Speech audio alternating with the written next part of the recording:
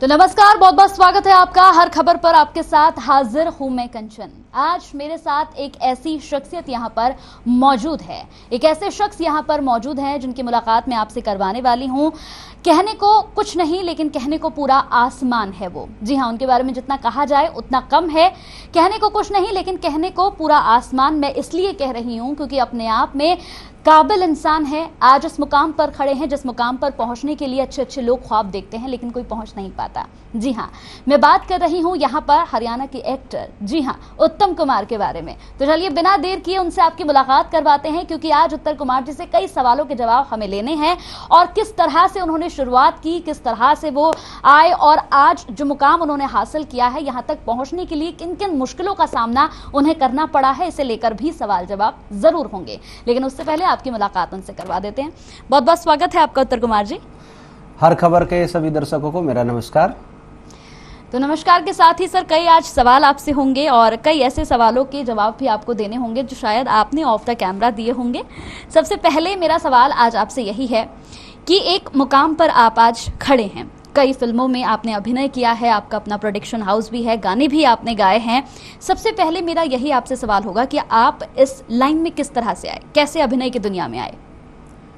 दरअसल जब हम छोटे छोटे थे तो फिल्म देखते थे, टीवी होते थे पड़ोस में, किसी के घर में जाके देखते थे। तो तब मैंने धर्म जी की फिल्में देखी थी, तो मुझे बड़ा शौक था कि जैसा ये इंसान है तो मैं भी ऐसा ही बनूं। और मैं उनकी फिल्में फिर बाद में चुन चुन के देखता रहा, जहाँ भी उनकी फिल्म लगी मिल जाए। फिर बड़े हुए तो सिनेमा पे और कैसेट ला के देखते थे। तो उनकी फिल्में, जितनी उनकी फिल्में देखता था उतना ही अंदर ये बात पक्की होती थी कि मुझे भी हीरो बनना है, फिल्मों में जाना है, फिल्मों में काम करना है, इसी दुनिया में जाना है जहाँ भी ये दुनिया है। तो ये रहा शुरू से ही। तो इस दुनिया में तो आप आ गए। इस दुनिया में आने के बाद कितना तहलका आपने मचाया हुआ है, ये तो आप खुद भी देख रहे हैं कि कोई भी गाना आप लॉन्च करते हैं या फिर कोई भी मूवी आपकी आती है तो वो मूवी आपकी इतनी ज़्यादा ट्रेंड पर रहती है। क्योंकि आप खुद भी देखिए, मेरा फिल्म आप लाए, उसका फर्स्ट पार्ट भी काफ़ी ज़्यादा ट्रेंड में रहा, सेकेंड भी, थर्ड भी, और अब आपकी एक और फिल्म जो आई है वो भी लगातार ट्रेंडिंग में है। इसके बारे में क्या कहेंगे? हाँ, ये तो सौभाग्य है हमारा और इस इंडस्ट्री का और इस कल्चर का कि भाई अभी तक दुनिया में ये कारनामा कोई नहीं कर पाया। सिर्फ हमारा ये कल्चर, हमारी ये इंडस्ट्री कर पाई है कि पहले मेरा फिल्म आई थी तो मेरा के तीनों पार्ट 1 2 3 नंबर पे ट्रेंडिंग में रहे और 4 दिन तक नंबर 1 2 3 पे रहे और 8 दिन तक वो ट्रेंडिंग में रही। और इतनी ज़्यादा पसंद वो लोगों को आई कि वो लोगों ने बहुत बहुत बार देखी है। उसके बाद इसी चीज़ को हम ही ने रिपीट किया, अभी तक किसी ने रिकॉर्ड नहीं तोड़ा है दुनिया में, जहाँ तक मेरा ख्याल है कि भाई अब हमारी लालू फिल्म आई तो लालू फिल्म भी पहले 4 दिन तक लगातार 1 2 3 नंबर पे ट्रेंडिंग में रही। सभी ने देखा है, सबको पता है और ये चीज़ें, और 8 दिन तक वो ट्रेंडिंग में मौजूद रही। तो धन्यवाद है दर्शकों का। और भाई अच्छा लग रहा है कि हमने ही सिर्फ, या हमारी इस इंडस्ट्री ने या इस देहात ने या गाँव के कल्चर ने ये कारनामा किया है। बिल्कुल, जैसे कि लालू फिल्म की अगर हम बात करें तो लालू फिल्म का आपका जो फर्स्ट पार्ट था, सेकंड, थर्ड, तीनों ही काफ़ी ज़्यादा ट्रेंडिंग में रहे हैं। इसके साथ साथ अगर आपके गानों की बात कर लूँ तो आपका एक गाना जो है वो 2 दिन पहले गुलाबो आया है, लेकिन वाकई अगर देखा जाए यूट्यूब पर जाकर तो 10 लाख से ज़्यादा व्यूज़ उसके भी हो चुके हैं। तो ये कहना कि मैं इस दुनिया में आ गया हूँ और इस दुनिया में आने के बाद आपने तहलका भी काफ़ी ज़्यादा मचाया है। तहलका तो देखो ये लोग मचाते हैं, जो जितना देखते हैं उनकी वजह से मचता है। और ये सौभाग्य भी हमें ही प्राप्त है कि भाई डीजे पे जो हरियाणवी गानों की जो शुरुआत हुई थी वो भी पहला गाना हमारा ही था, धाकड़ चोरा फिल्म का, मेरे दिल ने कर गया घायल। बैंड पे आने वाला भी पहला गाना ये है। शायद ये हिस्ट्री है कि इससे पहले कोई भी हरियाणवी गाना ना तो बैंड पे था ना डीजे पे था। सबसे पहले धाकड़ छोरा के जो गाने आए हैं वो वहाँ से ही शुरुआत होती है डीजे की, और फिर उसके बाद तो एक सफ़र शुरू हो जाता है, इंडस्ट्री शुरू हो जाती है। तो कहते हैं कि अगर किसी भी मुकाम पर हम चलते हैं, किसी भी रास्ते में जब हम चलना शुरू करते हैं मंजिल पर पहुंचने के लिए, तो रास्ते में कई रोड़े आते हैं, कई मुश्किलें आती हैं, कई समस्याएं आती हैं। तो क्या कभी ऐसा लगा कि हाँ एक मुश्किल है, मुझे वापस लौट जाना चाहिए, मैं नहीं कर सकता या नहीं कर पाऊंगा, ऐसी स्थिति कभी आई? बहुत बार जब आप स्ट्रगल कर रहे होते हैं और सफ़र जो है इतना टफ हो जाता है, इतना ख़राब हो जाता है, कई बार आप मजबूर हो जाते हैं, कई बार आप निराश हो जाते हैं, कई बार आपको लगता ही नहीं है कि आप सफल होना तो दूर तक भी इसमें कहीं जा पाएंगे, कुछ कर पाएंगे। और बहुत सारे लोगों जो नेगेटिव बोलते हैं उनकी वजह से तो बहुत बार ऐसा लगता है कि भाई नहीं होगा। लेकिन बाद में देखा कि अगर आप नेक नियति से लगे रहें, आपका उसमें विश्वास हो, तो एक ना एक दिन मंजिल मिलती है और आप वो काम करते हैं, जरूर करेंगे। जैसे कि अगर बात करें अभिनय की, तो अभिनय तो आपका बोलता है, जिस तरह से आपकी एक्टिंग है, आपकी मूवीज़ हैं, आपके गाने हैं, तो कहते हैं कि आपकी एक्टिंग खुद ब खुद बोलती है, आपको कुछ करने की ज़रूरत नहीं होती। अगर आप स्क्रीन पर आ जाते हैं तो खुद ब खुद आप बोलना शुरू कर देते हैं। लेकिन ऐसे में अगर बात करूँ बॉलीवुड की, तो क्या कभी लगा नहीं कि बॉलीवुड में ट्राई करना चाहिए, या कभी किया आपने?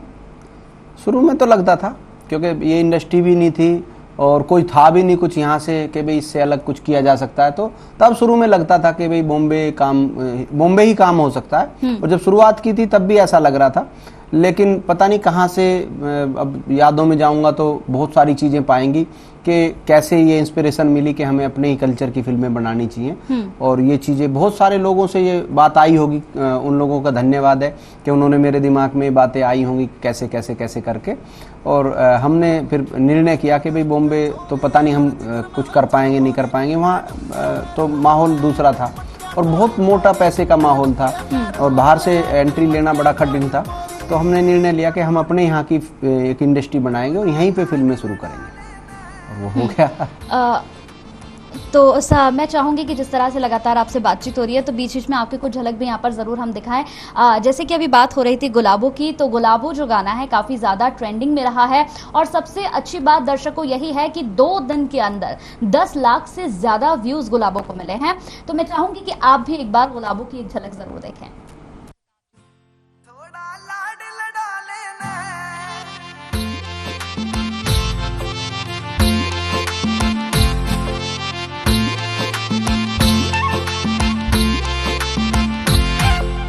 करना गुलाबो रूठे तेरे।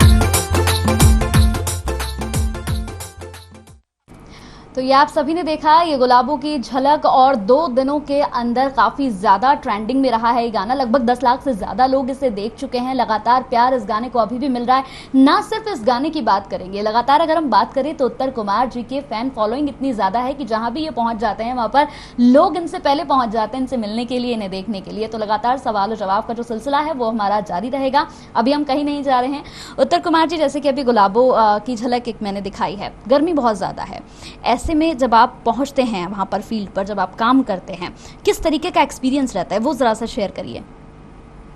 मेरे लिए तो कुछ ज़्यादा अलग नहीं है, क्योंकि मेरा तो बचपन गांव में बीता है और धूप में, खेतों में, सब जगह रहा है।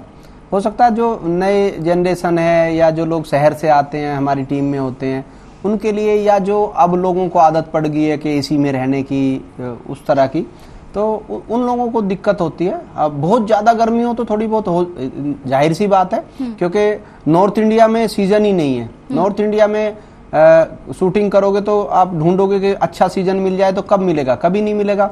आप सर्दियों में बहुत ज़्यादा सर्दी होती है, गर्मियों में बहुत ज़्यादा गर्मी होती है, बरसात के टाइम पे बहुत ज़्यादा बरसात होती है। तो आप मुश्किल से फरवरी और नवंबर मिलेंगे अगर आप सिर्फ मौसम के हिसाब से शूटिंग करना चाहोगे। तो ये मेरे मन में, मेरे जहन में शुरू से ही था कि भाई हमें तो यहाँ नॉर्थ इंडिया में फिल्में बनानी है, तो गर्मी के टाइम बहुत ज़्यादा गर्मी होगी, सर्दी के टाइम सर्दी।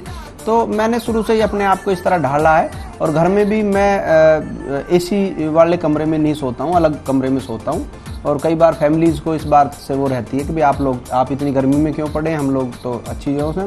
तो मैं उनको बता भी देता हूँ कि भाई मुझे कल को गर्मी में भी काम करना है। तो फिर अब धीरे धीरे वो सब आदी हो गए हैं कि भाई हाँ, इनको ऐसे ही रहना। तो मैं अपने खाने में, दिनचर्या में कोशिश करता हूँ कि वो गर्मी, वो सर्दी, वो सहन रहे, ताकि हम जब काम करें तो हमें वहाँ कुछ अलग ना फील हो, कुछ प्रॉब्लम्स ना आए, हमारा ध्यान सारा काम पे ही रहे। तो वो हमने अपने आप को उस तरह से नेचर में ढाला है। तो जिस तरह से आप जब फील्ड पर रहते हैं, आपका एक्सपीरियंस बिल्कुल अलग रहता है, और गर्मी सर्दी का तो मुझे नहीं लगता कि आप पर बहुत ज़्यादा कोई फ़र्क पड़ता है। लेकिन यहाँ पर मेरा एक सवाल है, जब आप मूवीज़ करते हैं, जब आप फिल्मों को समय देते हैं, तो सबसे ज़्यादा कौन सी फिल्म में आपका समय लगा है? सबसे ज़्यादा तो जब टाइम था तभी शुरू में धाकड़ छोरा में कह सकते हैं, या उससे पहले कोई फिल्म बनी तो जब कुछ बनाने के लिए ना पैसे थे ना कोई चीज़ थी, उनमें लगा होगा। अब तो एक टाइम जो चाहिए जितना, उतना ही टाइम उसमें लगाते हैं हम। एक स्क्रिप्ट लिखने में जितना टाइम चाहिए, फिर शूटिंग में जितना चाहिए। और मुझे लगता है कि दुनिया में शायद सबसे कम टाइम लगा के शूटिंग करने वालों में, राइटिंग तो मैं चाहता हूँ राइटिंग में जितना समय चला जाए, मैं उसको चाहता हूँ वो जितना जाए ज़्यादा से ज़्यादा जाए, क्योंकि अच्छी राइटिंग के बिना कुछ भी नहीं है। लेकिन शूटिंग सबसे कम समय में शायद हम करते होंगे, और जितनी जल्दी फिल्म हम लाते हैं तो कोई, मैंने देखा नहीं कोई और जल्दी जल्दी ले आता होगा जिसका खुद का सारा हो। एज एन एक्टर मैं काम करूं तो 10 फिल्में भी आ सकती हैं, आज इसकी शूटिंग पे चला गया, कल उसकी पे चला गया, लेकिन जहां सब कुछ हमारी ही टीम को करना है, लिखने से लेके एडिटिंग और रिलीजिंग तक, तो वो हमारी स्पीड बहुत अच्छी है। हम 4 फिल्में 3 फिल्में, अब जब से डिजिटल युग आया है, पहले नहीं, पहले सिनेमा करते थे तब नहीं कर पाते थे, साल में 1 हुई 2 हुई मुश्किल से। उससे पहले जो सीडी फिल्में चलती थी तब भी 1 या 2 फिल्में साल में हो पाती थी, लेकिन अब डिजिटल में स्पीड भी बढ़ी है और काम करने का जो कॉन्फिडेंस है वो भी बढ़ा है, और कंपटीशन जो ओपन हुआ है। पहले लिमिटेड लोगों के हाथ तक कंपटीशन था, आज किसी भी बच्चे में अगर टैलेंट है तो वो अपना वीडियो बनाकर वो अपना टैलेंट को यूट्यूब पे दिखा सकता है। तो बहुत अच्छी बात है कि भाई ये चीज़ ओपन हुई है दुनिया के लिए, यूट्यूब ने ओपन किया है इसको, और बहुत ही अच्छी बात है ये।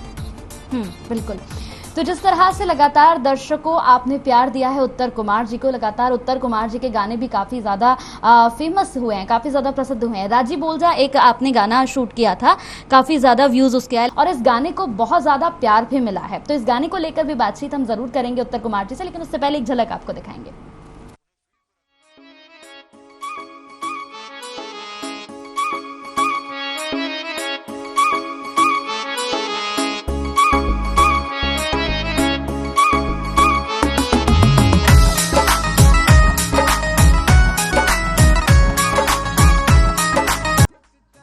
बोल जा गाना जो अपने आप में काफी ज्यादा कह सकते हैं कि काफी ज्यादा व्यूज इसने दिए, काफी ज्यादा प्यार इस गाने को मिला है। तभी तो रिकॉर्ड बना। हाँ बिल्कुल। और अगर वैसे देखा जाए तो ये 100 करोड़ से भी ऊपर है जो दूसरे लोगों ने डाल रखे हैं, सारी चीजें अगर काउंट की जाए तो। मेरा एक सवाल है, जैसे कि आपने बताया लगभग 40 करोड़ लोग इसे देख चुके हैं, इतना प्यार मिल चुका है इस गाने को, कितना समय लगा था इस पूरे गाने को शूट करने में?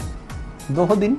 2 दिन का समय। 2 दिन भी इसलिए लगे कि मेरी तबीयत खराब थी उस टाइम, और हमारे दोस्त थे वो शूट करना चाहते थे कि मेरा गाना जल्दी से, आप मेरे देखेंगे फेस को तो पता चल जाएगा कि मैं थोड़ा बीमार था उस टाइम, और मैंने कहा था कि बाद में कर लेंगे। वो कहने लगे अगर कर दो तो अभी तो थोड़ा सा आपको दिमाग भी डाइवर्ट होगा बीमारी से भी। मैंने कहा चलो करते हैं। लेकिन कह सकते हैं कि जिस तरह से बीमारी में भी इतना बेहतरीन आपने किया है इस गाने को, और शायद आपकी बेहतरीन तरीके की वजह से ही, आपके बेहतरीन गाने की वजह से ही आपको इतने ज़्यादा व्यूज़ भी मिले हैं और इतना ज़्यादा प्यार इस गाने को मिला है। यहाँ मेरा एक और सवाल है आपसे, जिस तरह से कहते हैं कि किसी भी मंजिल की ओर जब हम बढ़ते हैं तो फैमिली का पूरा सपोर्ट होता है, तो क्या परिवार का पूरा सपोर्ट आपको मिला? किस तरीके का प्यार रहा, किस तरीके से परिवार ने कहा कि नहीं आपको आगे बढ़ना चाहिए? देखो गांव में 2 व्यू तो होते ही हैं। जो हमारे फादर थे ऑफिसर थे, तो उनकी नज़रों में फिल्म लाइन एकदम बेकार चीज़ थी, और मेरी मदर थी तो वो बिल्कुल मेरे सपोर्ट में थी। बाकी फैमिली में भी बहुत लोग सपोर्ट में थे, और सबसे ज़्यादा सपोर्ट मेरी लाइफ में मेरे मित्र हैं दिनेश चौधरी जी, उनका रहा है। और वो ऑलवेज, बचपन था तब भी साथ थे, जब मैं स्ट्रगल कर रहा था तब भी साथ थे, सफल हुआ तब भी साथ थे, और आज भी साथ है। उनका बहुत बड़ा सपोर्ट मेरे इस कैरियर में रहा है। इसके साथ साथ जैसे आपने कहा कि हर तरह के व्यूज़ होते हैं, और आप चूंकि देहात से आते हैं, गांव से आते हैं, तो कहते हैं कि हर तरह के लोग होते हैं। कुछ लोग ऐसे भी लाइफ में, जीवन में ज़रूर आए होंगे जिन्होंने कहा होगा कि भाई क्या कर रहा है, इसको छोड़कर कुछ और भी कर, शायद उसमें बढ़िया रहे, इसमें मत जा। मतलब ऐसे भी लोग थे जीवन में जिन्होंने कहा हो कि लेग पुलिंग, कि नहीं नहीं मत कर, वापस आ। बिल्कुल। देखो जब हम एक्टर थोड़ी थे, तब तो एक लड़का जो कुछ करना चाहता था वो था, तो उनकी नज़रों में वही थे। तो वो तो मेरे मुंह पे भी बहुत सारे लोग बोल देते तू क्या कर रहा है भाई, कोई कहता था कुछ काम कर ले। रिश्तेदार भी कई बार घर आते थे तो वो घर वालों से पूछते थे कि वो आपका लड़का कुछ काम वाम करने लगा या वही फिल्मों के चक्कर में ही पड़ रहा है अभी भी। तो ये तो बहुत सारा रहा है, ये तो एक बहुत लंबा समय मैंने देखा है जब इस तरह की बातें होती हैं। लेकिन बाद में जब जिसको भगवान ने उंगली पकड़नी होती है, मैंने देखा है उसको उसका ऐसा ही नेचर वो कर देता है। मेरा तो नेचर फिर बाद में ऐसा हो गया कि मुझे अपने काम से मतलब है, कौन क्या कह रहा है उससे कोई मेरे को मतलब नहीं रहा था, और ना मेरे को किसी से गिला शिकवा रहा था। मैं सफल भी हुआ, इसके बाद आके मैंने किसी से सफल होने के बाद एक आदमी से भी जाके ये नहीं कहा कि भाई तू तो यार ऐसा बोल रहा था, तू ऐसा बोल रहा था। कभी कभी नहीं किसी से, सबसे बाद में भी मैं आज भी वैसे ही मिलता हूँ। बिल्कुल, क्योंकि बिल्कुल सही आपने कहा कि एक कहावत है कि तुम्हें जो कहना है कहो, मैं जवाब नहीं दूंगा, मेरा वक्त जवाब देगा। तो शायद ऐसे लोगों को आपके वक्त ने जवाब जरूर दिया होगा। हाँ, यही मैं सोचता हूँ कि जब वक्त ने जवाब दे दिया, उन्होंने देख लिया, अब मेरे मुंह से कह के ही बात को छोटी क्यों की जाए। समय ने वो सब कर दिया और उसका जो उत्तर उनको मिल गया, मेरा उत्तर दुनिया को मिल गया। बिल्कुल, तो आपका जवाब तो हर कोई देख भी रहा है। कोई फेवरेट डायलॉग आपका, काफी जो बहुत ज्यादा पसंदीदा डायलॉग आपका रहा हो? वैसे तो देखो, हमारी फिल्मों में कोई ऐसे डायलॉग तो होते नहीं है जैसे फिल्मों में होते हैं कि मैं आ गया हूँ कालीचरण या जो भी कुत्ते कमी, जो उस तरह के तो कुछ होता ही नहीं है। एक आम लैंग्वेज होती है जो बात करने की, गांव में भाषा शैली होती है। उस भाषा शैली का जो अंदाज है, उसके जो डिफरेंट तरीके हैं, वो हम अपनी फिल्मों में लेके आते हैं। और जब वो बातें बोली जाती हैं तो लोगों के लिए वही एक डायलॉग बन जाता है। मैंने देखा है कभी किसी अंदाज में हम उन बातों को, जो गांव की बातें उन्हें प्रस्तुत करते हैं, तो वही डायलॉग बन जाते हैं। और मुझे तो खुद मालूम नहीं था कि ये डायलॉग की तरह चीज़ें फेमस हैं। तब मैं रील्स पे देखता हूँ, पहले टिकटॉक था, अब ये इंस्टा रील है, इस पे देखता हूँ तो हमारी फिल्मों के इतने सारे डायलॉग लोगों ने रील्स बना रखी हैं और वो बोलते हैं। तब बड़ा अच्छा लगता है कि यार ये भी डायलॉग है, हमें पता ही नहीं था कि ये डायलॉग है। हम तो इन्हें बात समझते थे जो अपनी फिल्मों में संवाद है ये, और कैसे हम इस गांव के कल्चर को दिखाएं, लेकिन वो डायलॉग हैं।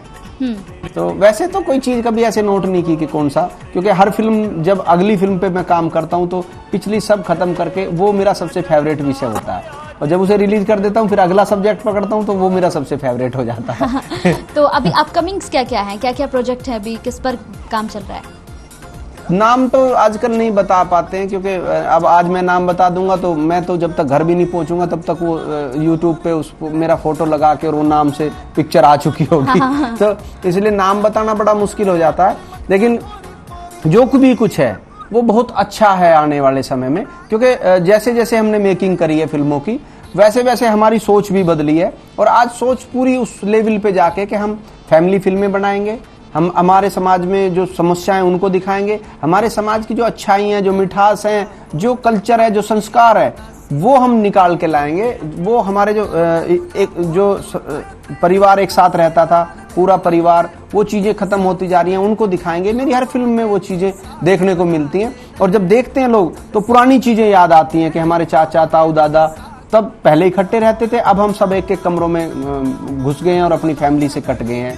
और अभी जो लालू आई है उसमें संदेश है कि भाई हम तरक्की के लिए अपनों से दूर चले जाते हैं और 30-30 साल, 40-40 साल अपनों से दूर रहते हैं, फिर बाद में बूढ़े होके आते हैं, या मतलब बहुत साल बाद मिलते हैं। बहुत सौ के बच्चे तो आ ही नहीं पाते, बहुत से बच्चे विदेश चले जाते हैं, वहीं सेटल हो जाते हैं, माँ बाप यहाँ रह जाते हैं।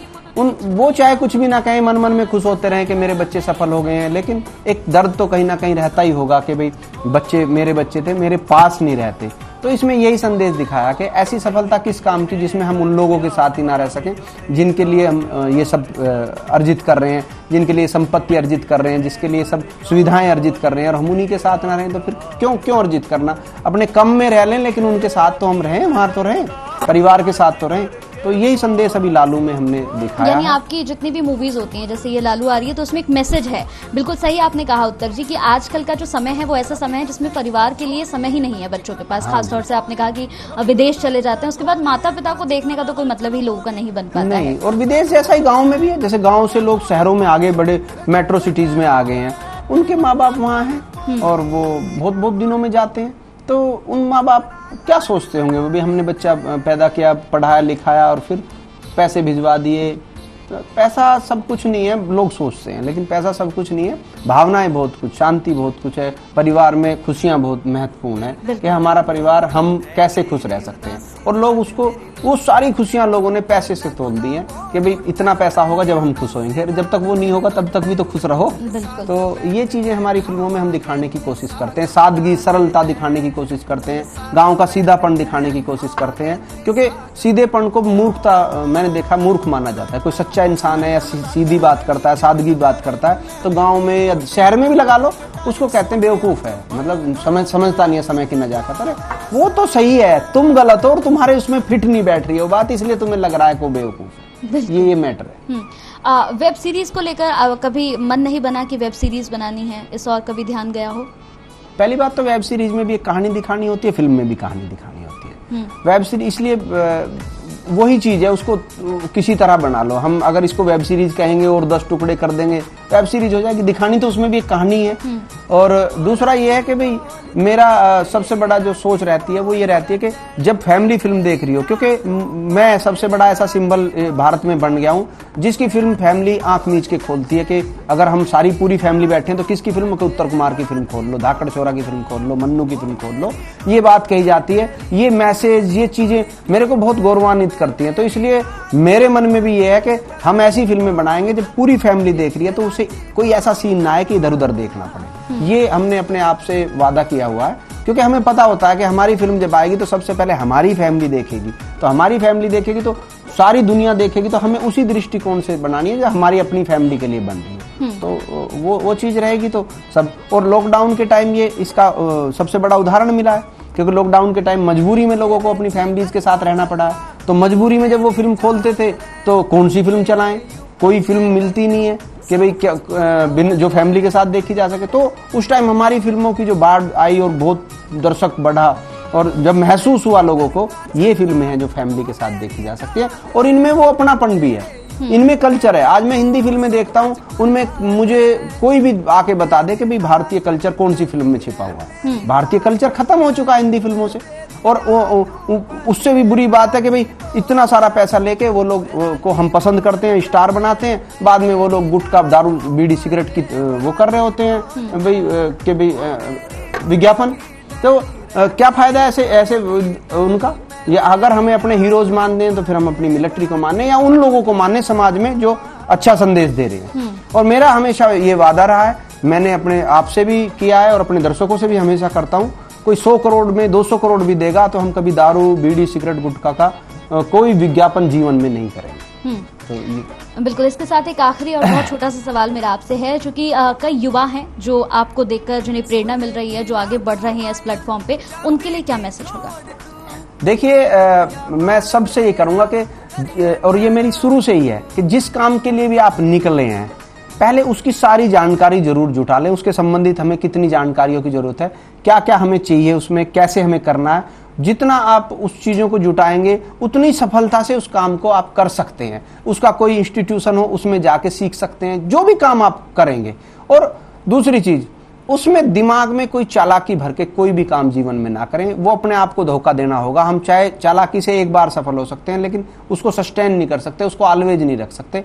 ईमानदारी से ऑलवेज रख सकते हैं, ये ध्यान रखो। कई बार जो ईमानदार है उसको लगता है मैं चीट हुआ हूं, लेकिन आप चीट होके तो देखो, भविष्य में कहीं ना कहीं भगवान आपको उसकी बराबरी कर देगा और चीट करने वाले को नीचे ले जाएगा। क्योंकि ये मेरा अपना अनुभव है। इसलिए सीधे रहें, चीट कर रहा तो होने दें चीट को, अपने आप को कभी चालाक ना बनाएं। मैं सभी युवाओं से यही कहूंगा कि भाई अपने काम पे ध्यान रखें, चालाकी में बिल्कुल ना बढ़े।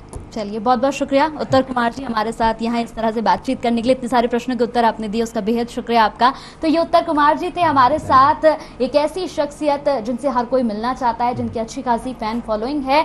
तो इसी के साथ सबसे पहले मैं यही कहूंगी कि आप उत्तर कुमार जी की फिल्मों को जरूर देखें, क्योंकि इन फिल्मों में आपको एक अच्छा खासा मैसेज जरूर मिलेगा। तो बहुत बहुत शुक्रिया उत्तर कुमार जी आपका, आप जुड़े, आपने बातचीत की, बेहद शुक्रिया। नमस्कार।